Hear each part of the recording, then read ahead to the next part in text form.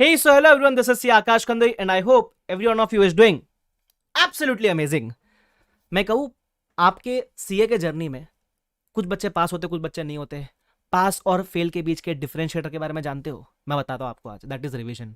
अगर जो बच्चा क्लियर भी नहीं कर पाएगा ना, आप उनसे पूछोगे ना क्लियर क्यों नहीं कर पाया, तो वो बोलेगा मेरी क्लासेस शायद पेंडिंग रह गई थी या क्लासेस हो गई थी, मैं रिवाइज करने का मुझे टाइम नहीं मिला. मैक्सिमम बच्चों का ही होता है, रिवाइज ज्यादा बार नहीं कर पाया, रिटर्न प्रैक्टिस ज्यादा बार नहीं कर पाया. और है ना, ये रिविजन करने का बेस्ट तरीका क्या होता है? बिकॉज रिवीजन की तकलीफ क्या होती है, अपने को रिवीजन करने के पहले लगता है, डर लगता है कि सब्जेक्ट उठाएंगे तो याद आएगा नहीं आएगा, है ना. अब कुछ बच्चे उठा लेते तो बोलते हैं यार सर जितना हमने एक्सपेक्ट किया था उससे ज्यादा समय लग रहा है रिवीजन करने में, राइट. तो ये रिवीजन हमारा कम समय में बेस्ट तरीके से कैसे हो सकता है, उसकी स्ट्रैटेजी मैं आपको बताने वाला हूं, which is going to be useful for all the subjects, right. तो बताओ सर, मजा आ जाएगा. तो ये सब बताने के पहले अगर चैनल को सब्सक्राइब के बिना सुना, ना ना ना ना ना, पहले सब्सक्राइब करेंगे फिर सुनेंगे. उसके अलावा मेरे टेलीग्राम चैनल पे काफी सारी यूजफुल चीजें मैं शेयर करता हूँ सीए फाइनल को लेकर, नोट्स रिविजन वगैरह. तो अगर ज्वाइन करना तो डिस्क्रिप्शन बॉक्स में लिंक है, जरूर ज्वाइन कर लेना. अब बात करते हैं रिवीजन की. देखो मैं आपको 2-3 तरीके बताऊंगा रिवीजन करने के, जो आपको बेस्ट सूट करा आप उसको अप्लाई कर सकते हो. ठीक है, सबसे पहला होता है अगर आपको एफिशिएंट वे में रिवाइज करना है ना, the best way to do your first revision is using revision videos. होता पता है क्या, जैसे आपने सपोज फॉर एग्जांपल एफआर कर लिया. अब आपने एफआर 1 साल पहले किया था, जब किया तब शायद आपने क्लासेस अच्छे से अटेंड की होगी या जो भी डेली रिवीजन आपने किया होगा.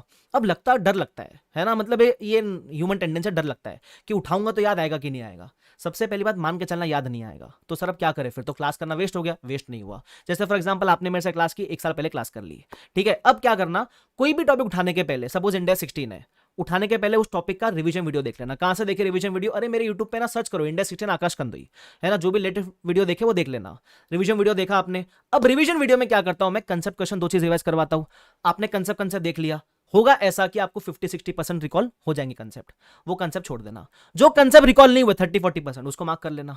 और मैं तो रिवीजन वीडियो में क्वेश्चन भी रिवाइज करवाता हूं, तो क्वेश्चन का रिवीजन एक बार सुन लेना. फिर क्या करना है, जो कंसेप्ट रिकॉल हो गया उसका कुछ करने का जरूरत नहीं, जो रिकॉल नहीं हुआ उसको एक बार आप रीड करोगे और उसके बाद जो भी मैंने क्वेश्चन आपको बताया है उसको अच्छे से लिखकर प्रैक्टिस करोगे. अगर टाइम का कंस्ट्रेंट है तो स्क्रिबलिंग करके लिखना, 2-3 क्वेश्चन अच्छे से फैन प्रैक्टिस कर लेना. अगर टाइम है तो ज्यादा से ज्यादा क्वेश्चन की राइटिंग प्रैक्टिस करना.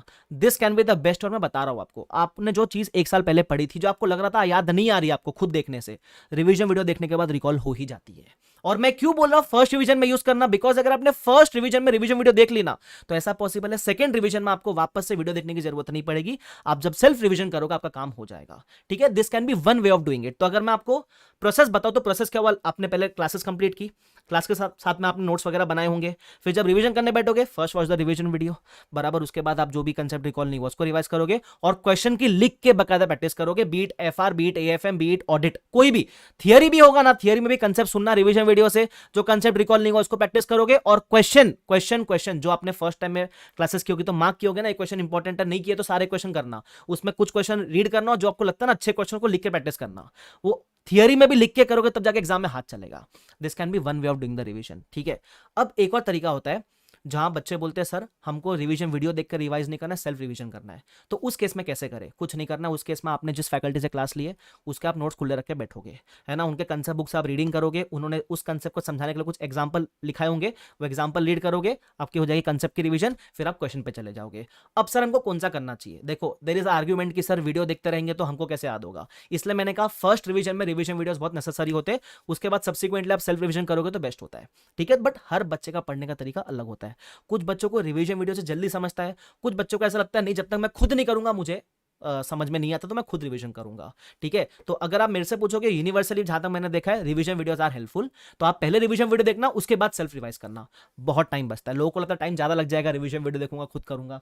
भाई टाइम बचता है, करके देखना, ये आपको जरूर हेल्पफुल रहेगा इन ऑल द सब्जेक्ट्स. ठीक है, तो इस तरीके से रिवाइज करोगे ना तो आपको टेंशन नहीं आएगा, क्योंकि आपको पता है यार जो चीज याद नहीं आएगी मैं रिवीजन वीडियो में देख लूंगा, हो ना.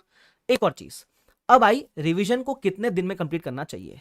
तो नॉर्मली हम पता है क्या करते हैं, हम टारगेट इतना अनरियलिस्टिक रखते हैं ना, अचीव नहीं होता तो स्ट्रेस आ जाता है फिर अपने को. तो मैं आपको एक सिंपल परसेंटेज डिफाइन करता हूं. अगर कोई क्लास करने में आपको 200 आवर्स लगे हैं तो उसका 50 से 60% टाइम आपको फर्स्ट रिवीजन में लगेगा ही लगेगा। ठीक है, तो सपोज आपने एफआर की क्लास की 200 आवर्स की, तो फर्स्ट रिवीजन में आपको 100 घंटे से 110 घंटे के बीच में लगेंगे, इतने लगने ही है। तो आपको रिवीजन में इतना समय देना ही है। अब अपन क्या करते हैं, 200 घंटे की क्लास की है, हम सोचते हैं कि इसको 5 दिन में रिवाइज करेंगे। अरे भाई कैसे रिवाइज कर लोगे, नहीं होएगा वो। तो जितना समय आपको फर्स्ट टाइम में लगा उसका 60% टाइम टारगेट करना। अगला रिवीजन जब करोगे, जब सेकंड रिवीजन करोगे, तो 100 घंटे फर्स्ट रिवीजन में लगे, उसका 60% टाइम, दैट इज 60 आवर्स में आपका सेकंड रिवीजन होएगा। ठीक है, तो जब आपके टारगेट हो गए रियलिस्टिक, तो आपको अचीव करने में भी ईजी होएगा, और वो जो होता है ना कॉन्फिडेंस लॉस की टारगेट अचीव नहीं होने पर जो होता है, वो भी नहीं होएगा आपके साथ। ठीक है, और आप बोलोगे सर मेरे पास टाइम कम है, मुझे कम टाइम में ज्यादा रिवीजन करना है। देखो, number of revisions don't matter, the quality matters. ठीक है, अगर आपको लगता है आपके पास जितना टाइम है उसमें आप 3 नहीं 2 रिवीजन कर पाओगे, यार 2 कर लो और ढंग से करो।